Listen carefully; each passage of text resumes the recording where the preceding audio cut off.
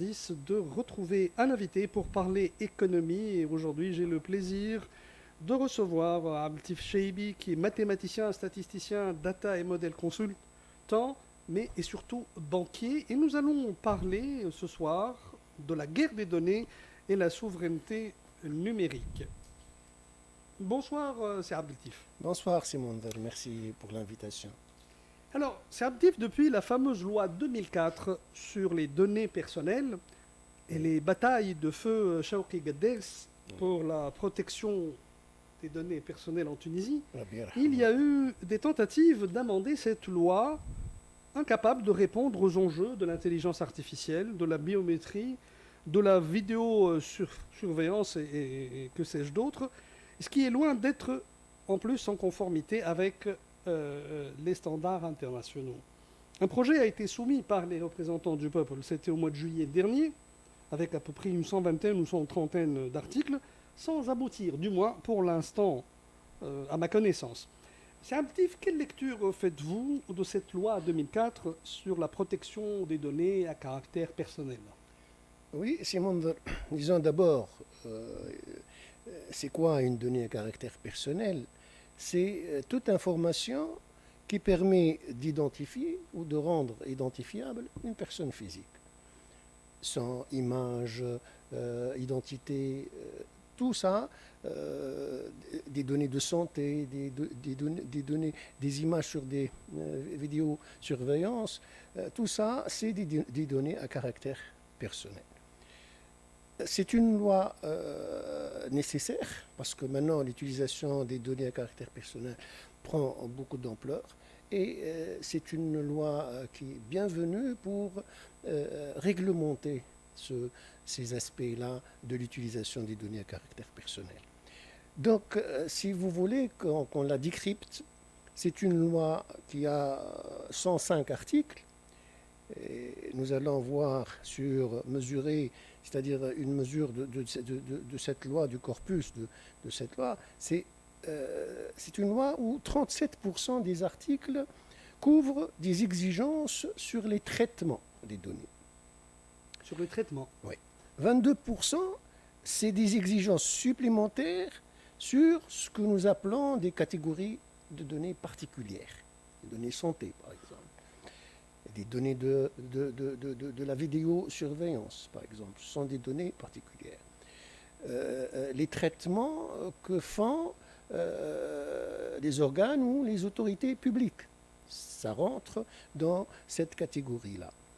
9% de ces exigences cernent et traitent de la cycle de vie de la donnée. On dit en anglais end-to-end, c'est-à-dire la donnée, vous devez, son parcours doit être visible, son lignage, si vous voulez, doit être visible de bout en bout.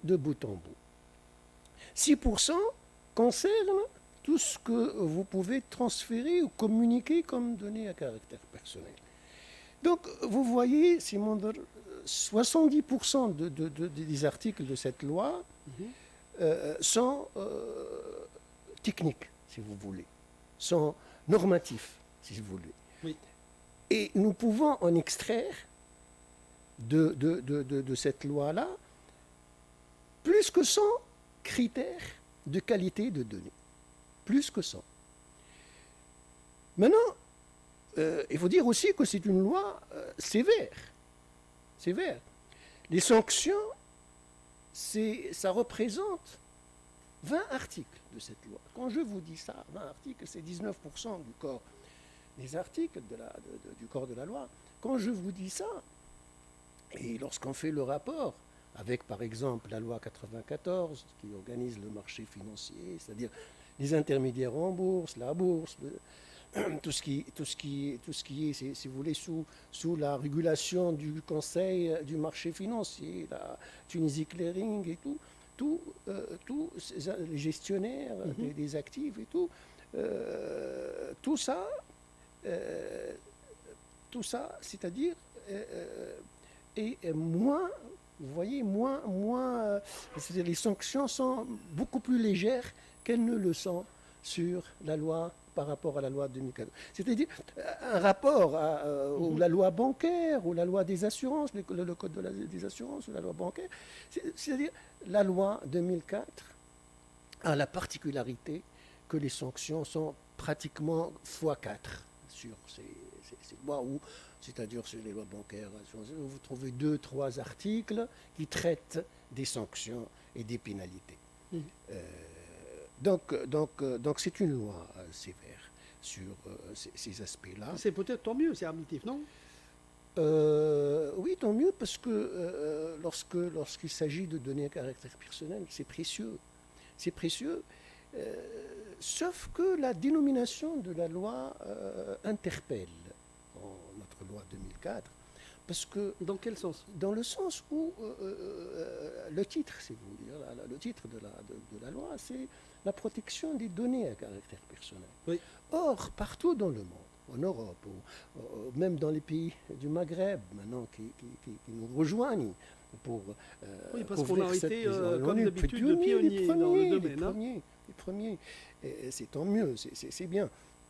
Donc, on parle toujours de la protection des individus, de la personne, quant au traitement de ces données. C'est-à-dire, c'est mettre au devant la personne. Plutôt que pour protéger les données. Que la donnée, oui.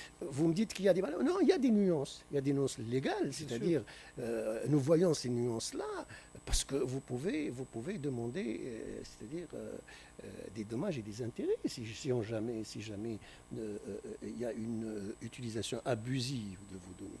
Donc, c'est à relever, j'espère, dans la lignée de la mouture, les législateurs tunisiens vont voir ce côté-là, et il faut avancer en Tunisie d'une manière générale vers la protection des Tunisiens, des individus, de la personne tunisienne. Voilà, c'est pour présenter la loi. Et alors, puisque nous parlons de données, quelle est la physionomie des tendances numériques dans le monde, puisque le numérique s'occupe de données? Oui, la physionomie des données et tout, disons d'abord, je reviens un petit peu à cette loi 2004, qui est similaire au RGPD ou à toute loi de données caractère personnel. C'est des lois, elles sont utiles. Et le RGPD, je crois qu'il est paru en 2005. 2016, mais, ah, 2016, oui. mais quand on parle de RGPD sur des pays amis comme la France surtout et tout, partout en Europe, aux USA aussi, ce sont des pays qui ont depuis peut-être 2005 et tout, peut-être même avant, depuis les années 70, je pense qu'il y a eu des législations sur la protection des personnes, dans le sens, c'est le CNIL, si vous voulez, le comité du numérique, c'est-à-dire des libertés numériques. Oui. Et le RGPD, c'est une émanation de ces lois-là, c'est la suite. Donc, ce sont des lois excellentes, pour introduire, pour les entreprises, et tout, une première assise politique de gouvernance sur leurs données. Là. Ça traite des données à caractère personnel, mais ça vous donne des bases méthodologiques et techniques pour continuer sur cette voie-là qui va vous mener vers une vraie mutation numérique. C'est-à-dire, c'est structurant. Pour des métiers comme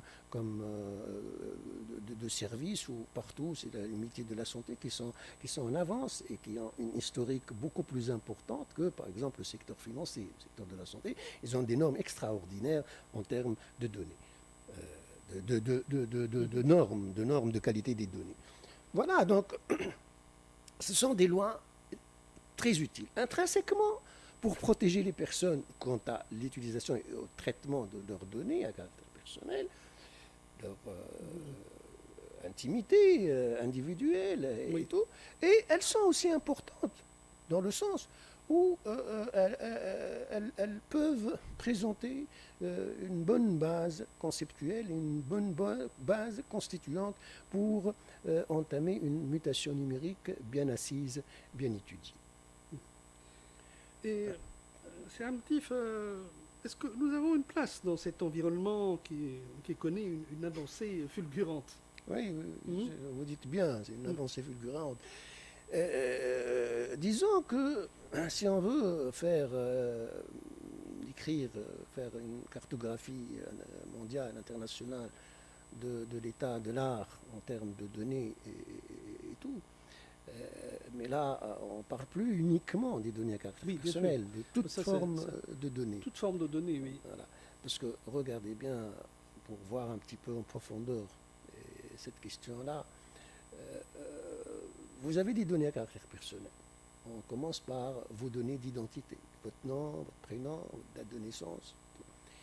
Et au fil du temps, ces données-là, cette matrice des données-là, cette métadonnée de données va s'élargir vers des données de santé, vers des données de conviction politique, vers des données de sportives, si vous voulez, De souhait d'achat ou de souhait d'achat, d'intention d'achat, de scolarité, de profession, de travail. Donc, vous mettez toute une maquette autour de la personne, et c'est-à-dire, vous avez une lecture presque parfaite de cette personne-là. Donc, les conséquences de ça sont des conséquences assez sensibles. Donc, pour la personne.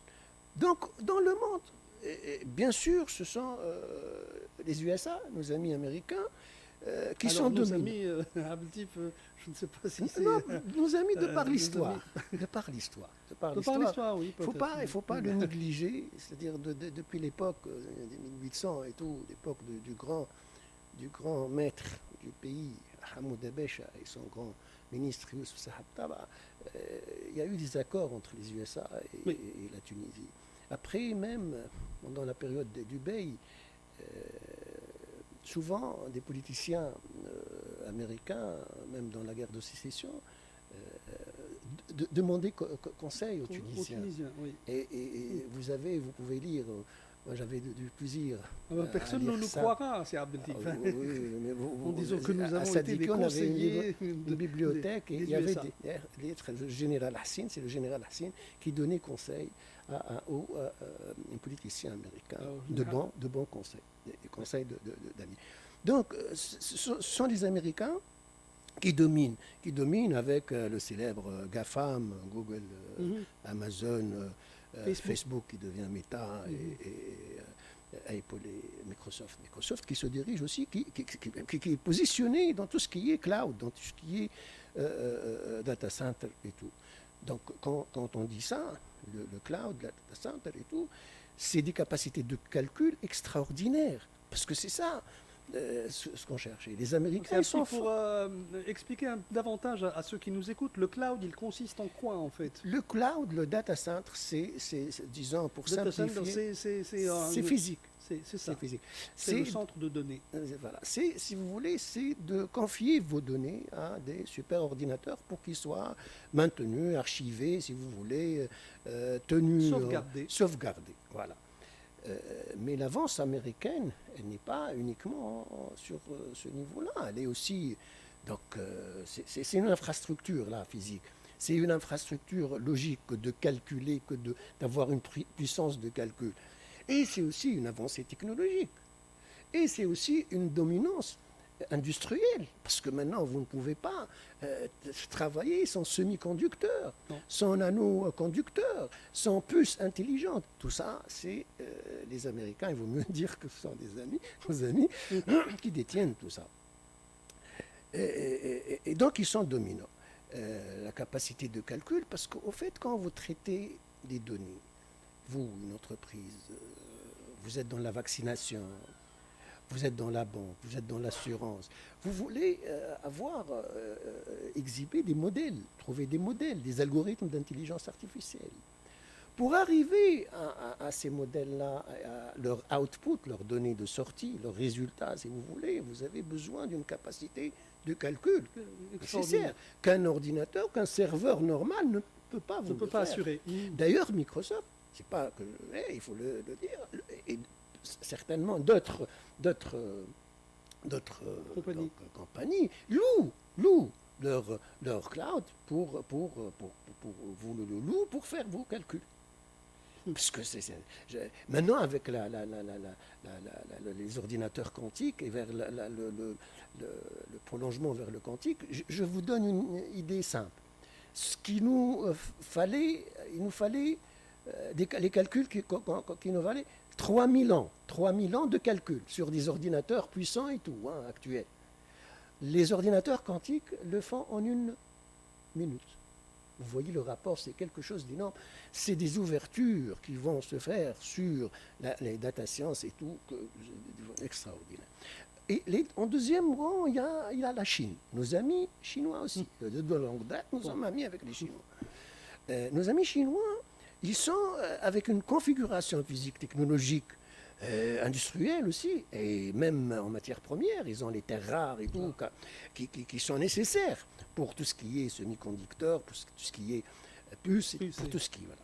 Et ils ont une configuration presque parallèle à la GAFAM. Oui. Alors, on peut citer Tencent, qui joue le rôle de Meta, si vous voulez. Ils ont Xiaomi, ils ont DeepSeek pour les modèles d'intelligence artificielle.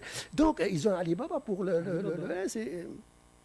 donc, ils sont deuxièmes. Les Russes aussi, ils sont là. Ils ont leur propre moteur de rôle. Et puis, mais pour la Chine, ça reste national, ça reste local. C'est-à-dire, il n'y a pas de GAFAM, mais il y a l'artillerie. Je rejoins votre titre de guerre. L'artillerie nécessaire.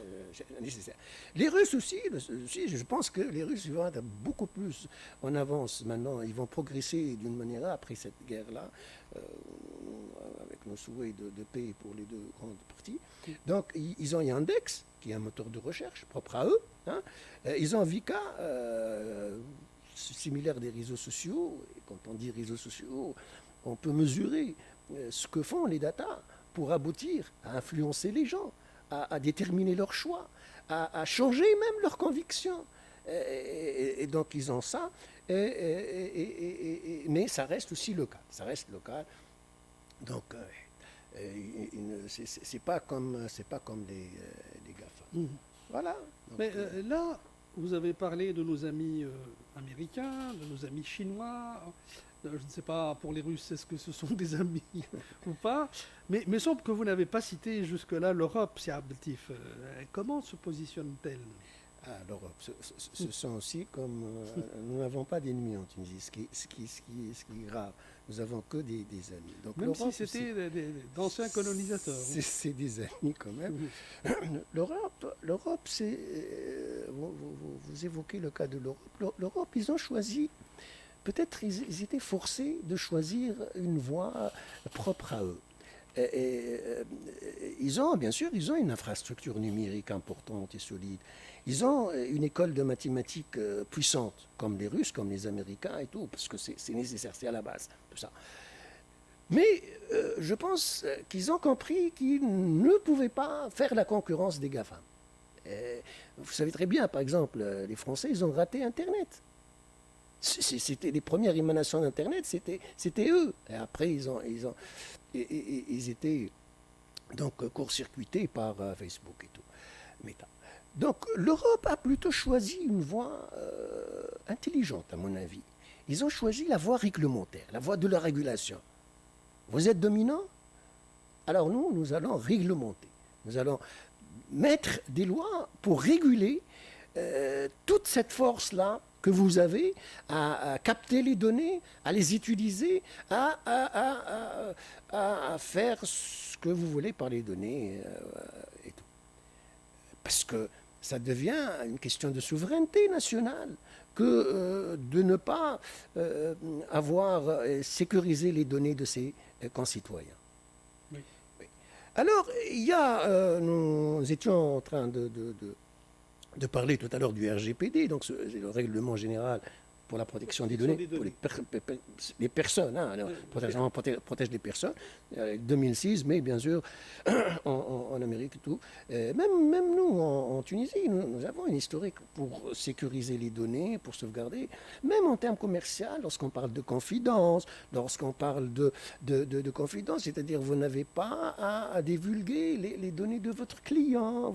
C'est-à-dire, on a ça. Il y a cette nature-là, il y a cette discipline. Chez les banquiers, comme chez les assureurs, on ne parle pas de nos clients aux gens. De toute façon, vous êtes tenu par le secret professionnel. Le secret professionnel. D'ailleurs, la ligne secret professionnel est très importante dans ces métiers principaux, si j'ose dire. Donc il y a le RGPD. Et puis ils ont construit un périmètre de sécurité pour eux. Ils ont commencé par le Digital Services Act 2022. C'est récent, c'est très récent. Hein, c'est sorti comme ça.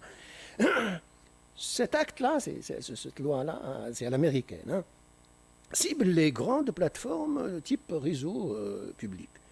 Ça cible donc le contenu digital. C'est pour traquer les contenus illégaux. Alors, contenus illégaux, c'est plusieurs. Donc, vraiment, voilà. Matière là-dessus. C'est à eux de dire, ils se sont donné l'attitude, la force légale pour déterminer ce qui est un contenu légal, ce qui est illégal. C'est intelligent. Il y a 2022 aussi la Data Governance Act, la gouvernance des données, notre sujet, si vous voulez. Oui. Et là, ça concerne les entités, les organisations. C'est un petit peu comment faire émerger des tiers de confiance qui vont aider à sécuriser les flux de données, le partage des données. Parce que n'oubliez pas que dans la philosophie de la société de l'information, c'est la société de l'information où toutes les données sont échangeables. Sous des règles strictes, bien entendu, mais nous voulons viser à ce que les flux et les échanges de données soient importants. À un certain degré, vous voyez par exemple pour la période du Covid, comment les grandes firmes pharmaceutiques ont pu rapidement sortir, si vous voulez, leur vaccin. C'est une prouesse, parce que les métiers de la santé, de la pharmacie, du médicament, si vous voulez, c'est des métiers très normés. Avant, pour sortir un vaccin, oui, il faut une durée de temps. Maintenant, avec la capacité, avec l'intelligence artificielle, qui peuvent combiner une quantité énorme de données, ils peuvent anticiper et puis raccourcir les délais. Et nous avons vu qu'à la période de la Covid, de grandes firmes américaines, de grandes firmes françaises, de grandes firmes chinoises et russes ont pu... ceci prouve que les capacités de calcul et l'infrastructure, elle existe là, même si on ne la déclare pas. Voilà. Donc, après, créer des tiers de confiance. C'est-à-dire s'approprier les règles permises pour communiquer des données, pour transférer des données. Un troisième corpus réglementaire, c'est le Digital Market Act, qui vise les grandes infrastructures type GAFA. Vous voyez, pour éviter, dans quel sens? Pour éviter qu'elles bloquent la concurrence.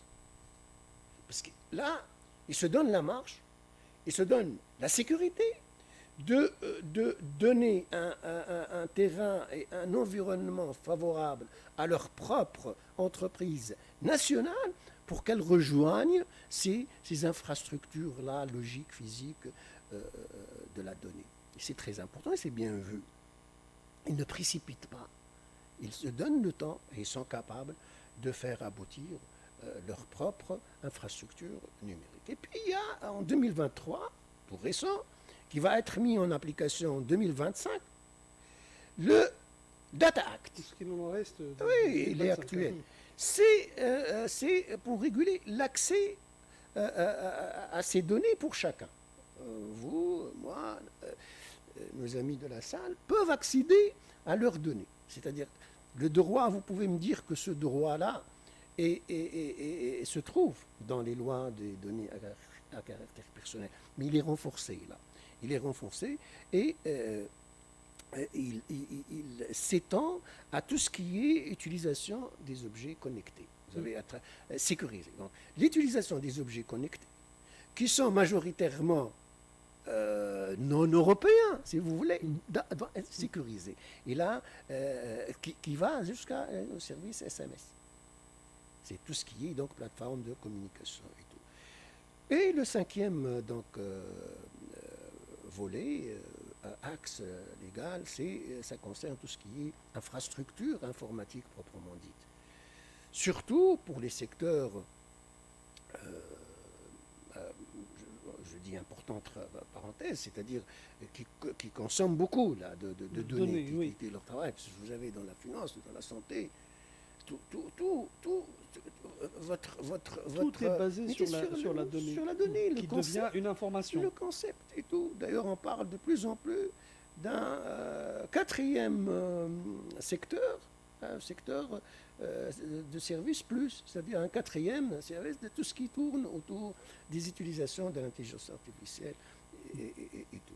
Donc, les infrastructures informatiques proprement dites sont un élément très important dans tout ce qui est gouvernance de données. Parce que, si vous voulez, c'est à travers ces infrastructures-là que vous pouvez donc vérifier que la conservation des données est dans des normes impeccables, que l'accès à ces données-là est sécurisé, que ces données-là sont bien disponibles à chaque instant. La disponibilité de la donnée, elle est très importante. Si vous avez un système fragmenté au Nilou, d'accord, la donnée, elle existe, mais pour y accéder, c'est pas vrai. Donc, la gouvernance des systèmes informatiques est un pilier important de Alors, c'est relatif. Le temps, c'est le temps qui court, comme a dit Alain Chamfort. Oui. Peut-être pour les minutes qui nous restent, nous allons parler quand même de l'IA, mais qui est en train de... Nous en avons déjà parlé, au niveau de l'entretien. Mais elle est en train d'investir quasiment tous les secteurs. Et puis là, je m'adresse à vous en tant que banquier. Quel enjeu y a-t-il pour les banques, surtout après l'apparition de la fameuse circulaire Banque centrale de Tunisie 2025-08, qui marque vraiment une étape stratégique dans l'évolution du système bancaire tunisien, en imposant, je vais dire, 3 réformes majeures, de nouvelles normes d'adéquation des fonds propres, des règles de classification et de couverture de risque qui existent mais qui vont être consolidées, et puis l'implantation de la norme IFRS 9. En somme, la circulaire introduit un nouveau dispositif de gouvernance et arbitratif de données. Oui, je l'ai vu là. Je l'ai vu donc, dans la circulaire. Vu et lu surtout. Vu et lu et tout. Je pense d'abord que mettre en même temps des exigences IFRS et des exigences de gouvernance des données, ça ne me paraît quelque pas... chose, oui, c'est un peu si on avait une recette un peu si on avait à classer, mélangée. On classe d'abord en importance stratégique pour les banques tunisiennes, d'abord la gouvernance des données. C'est la gouvernance des données. Et la gouvernance des données dans le sens mathématique pur de la fluidité de la... C'est comme si vous êtes en train de rebâtir, de creuser vos fondations. La gouvernance des données, le travail sur les données, c'est un travail fondamental, structurant. Et donc, le greffer à ce travail-là, un output,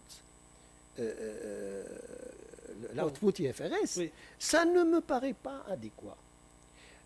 Deuxième point, pourquoi, il y a une question qui se pose, pourquoi nous imposons l'IFRS aux banques tunisiennes? Pourquoi? C'est la question que vous vous posez. Oui, parce que l'IFRS, même en Europe, elle n'est exigible que pour les entreprises, les banques, si vous voulez, cotées sur les marchés réglementaires, pour leur compte consolidé. En plus. Même pas pour les comptes individuels. Oui, Non, pour les comptes individuels, vous êtes dans l'obligation de travailler sur le code national. C'est ça. Nous avons un code de comptabilité Nous nationale. avons Pourquoi l'IFRS? Je sais que c'est pour système les comptable investisseurs. tunisien, oui. Mais moi, je suis une petite banque. Petite banque de par la taille de mes Quand actifs. vous la comparez à une banque européenne ou à une banque américaine, bien sûr, c'est une petite Vous banque. voyez, Ça maintenant, reste toujours une l'Europe, petite banque. vous évoquez l'Europe. L'Europe, ils sont maintenant sur des thèmes de la facilitation. Plutôt. C'est-à-dire, ils facilitent, ils ont compris que trop de réglementation, trop de règles, Eh ben, va tuer la ça a réglementation, tué la oui. compétitivité des entreprises et des banques. Et des banques. On parle d'entreprises, mais des banques européennes. Donc, ils sont sur la facilité. Écoutez, moi, je suis une banque. Si vous voulez, je ne suis pas cotée. Donc, pourquoi vous m'imposez CFRS? Ben, moi, je suis une banque qui est cotée. En Tunisie, je vais avoir de notre cas. bien sûr. Maintenant, j'ai d'autres problèmes. J'ai d'autres problèmes. Et puis, je ne veux pas m'ouvrir à des investisseurs mondiaux. S'il y a un investisseur mondial qui veut prendre des parts, et ils ont le droit de le faire sur la bourse de Tunis à des quotas, à des pourcentages bien déterminés, oui. ils ont là, ils viennent, ils étudient, ils ont des experts comptables de renom. Il faut en leur due Tunisie, diligence. et ils donnent tout. Donc, je ne suis pas d'avis, je suis d'avis plutôt de faciliter, d'alléger ces charges administratives. Vous savez, des choses importantes. comme l'IFRS, ça vous occupe toute une structure, tout Ça vos fait travailler responsables. nos amis experts comptables. Oui, bon, d'accord, mais c'est pas donc, c'est pas d'ailleurs, c'est le Conseil national de la comptabilité qui était derrière l'IFRS. Je suis désolé, il faut revoir cette question-là. Revenons maintenant pour la question fondamentale qui est celle de la gouvernance des données, qui vient en un article dans cette circulaire-là. Oui. Il faut que les choses apparaissent. La gouvernance des données, c'est bien que la Banque centrale pousse vers la gouvernance des données, c'est excellent. Mais il faut, comme je venais de dire, la gouvernance des données, ce sont des structures. Je mets mes structures, après, si vous voulez, j'applique à l'IFRS. Telle ou telle norme, ou tel ou tel standard, oui. Tel Mais ou il tel faudrait modèle vraiment commencer par les commencer par fondations. les structures. Il faut que les choses soient saines, soient saines, soient solides, soient, comme je venais de le dire, dans un sens, une démarche mathématique normée. Normée, mais alors là, parce que si vous faites une faille, si vous ne faites pas votre travail convenablement, vous allez et puis, en plus, tous les grands projets de ce type-là sont défaillants. Ils n'ont pas abouti, c'est-à-dire les projets comme ça. Deuxièmement, pour Vous cela... le dites, c'est un petit en connaissance de cause. Bien sûr, nous avons un système bancaire, un système d'assurance qui est bien en avant sur beaucoup de points, mais il y a des grands... Par exemple, l'IFRS. Oui. Ça date je pense que c'est de 2021, quelque chose comme ça.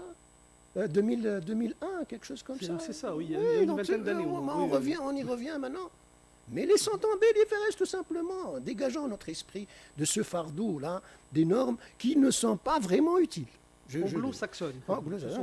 Et puis moi, vous savez, parce qu'il y a des banques, par exemple, qui veulent ouvrir leur capital à des investisseurs, mais des investisseurs comme la société française, la société financière de la Banque mondiale, qui ne demandent pas ça.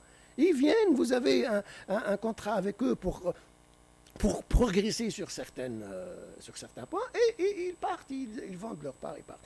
Deuxièmement, pourquoi mettre, j'ai vu l'article qui fait un comité de pilotage, vous nommez un data... Une structure lourde, en fait. Nous ne sommes plus sur ça. Pourquoi vous me dictez ça? Moi, je suis un banquier qui travaille autrement. Moi, je suis dans l'agilité maintenant. Oui. Nos banques, nos assurances, d'agilité, de structures légères, et puis tout travaille en silence, et puis ça sort, et puis ça sort.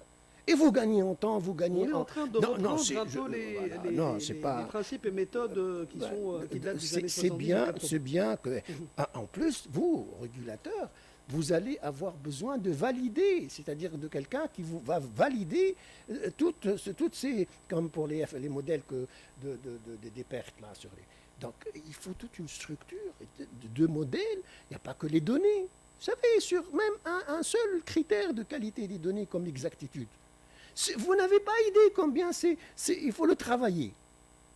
Vous parlez de l'exactitude. L'exactitude du nom, par exemple. Moi, responsable marketing, ce n'est pas mon problème. Mais le juriste, il faut que le nom soit exact. Oui, donc, tout à comment fait va baser votre politique? C'est la règle propre à votre entreprise en interne. C'est le juriste qui va être décisif dans ce. Donc, c'est un travail collégial. Collégial, oui. Et maintenant, pour les modèles, c'est notre paire de manches. L'exactitude, écoutez, ça a trait à l'erreur. Et cette erreur-là, est-ce que c'est une erreur d'importance relative ou pas? C'est une autre norme. Est-ce qu'il y a une cohérence par rapport au but?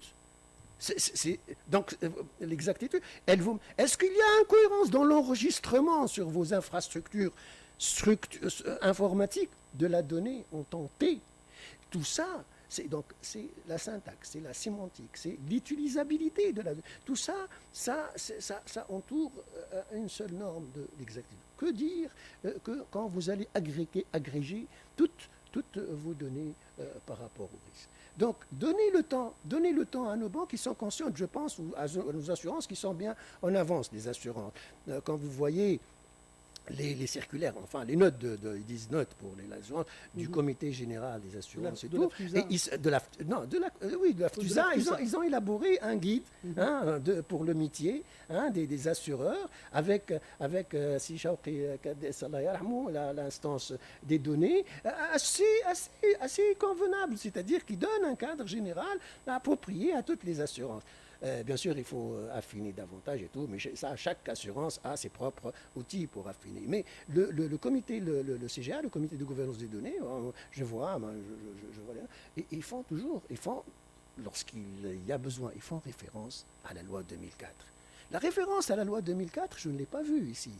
Il faut carrément, il n'y a pas. Donc, je pense que c'est bien pour cette circulaire de la Banque centrale pour exiger donc que les banques se dirigent vers. Mais laissez nos banques sont mûres. Un peu plus de souplesse. De souplesse, laissez-les faire leur travail. Ils sont conscients de la. Et pour les IFRS, laissons tomber. Voilà, tout simplement. Et puis, il n'y a pas que la qualité des données lorsqu'on évoque. Il y a la qualité des hypothèses. Il y a comment. Oui, mais il y a un travail important que vous allez adosser à toutes vos structures. Ça doit être mené d'une manière, comme on venait de dire tout à l'heure, agile et structurée, bien entendu. Voilà. Je pense que nous pouvons aboutir comme ça vers des banques qui ont bâti des politiques de gouvernance de données appropriées et solides.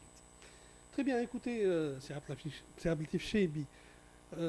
Là, vraiment, vous nous avez abreuvé de données et de précisions. Il reste beaucoup à dire. Il reste beaucoup à dire. Nous consacrerons un autre numéro d'Ecosphère.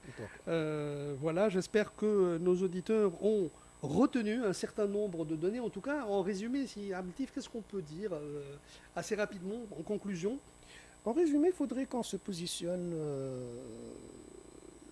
sérieusement sur ces aspects de la donnée. Il faut voir si on peut nouer des partenariats avec nos amis et voisins maghrébins qui ont tous ces pays-là ont leur propre loi donc, pour les données, à part la Libye, mais je pense que ça va venir. Et puis investir dans les data centers, dans le cloud. Je pense que. Et puis, il faudrait approfondir et intensifier les contrôles sur tout ce qui est protection de la personne.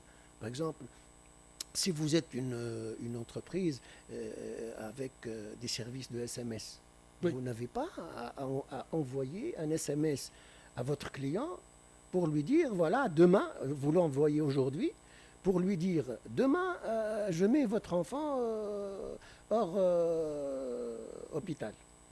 Ou demain, je vous coupe l'électricité. Ou demain, je vous coupe... c'est des SMS, et les cas existent, bien sûr. C'est terroriser la personne, c'est la mettre en chantage. C'est-à-dire, écoutez, lui, par exemple, il a fait une avance sur sa facture. Parce que les factures, par exemple, maintenant, pour tout secteur confondu, ça devient conséquent. Donc, il y a toujours une marge commerciale, légale, de faire des acomptes. Mhm. Maintenant, vous faites un acompte, vous n'êtes pas au courant que dans 10 ou 15 jours, ils vont vous envoyer un SMS où ils vont dire voilà, vous avez à régler telle somme. Ils vous l'envoient aujourd'hui Mais il pour faut demain. Bon. C'est pas normal. Il faudrait que l'instance des données s'occupe de ça. C'est-à-dire, et puis là, c'est la gouvernance. Tout SMS que toute entreprise va, parce que là, on traite des traitements de masse. Oui. C'est les traitements de masse. Les traitements de masse entrent dans la législation de la protection des personnes contre les traitements des données à caractère personnel, pour les traitements des données à caractère personnel. Donc, il faut que tout texte, il y a des normes, soit bien clair, précis, net et précis.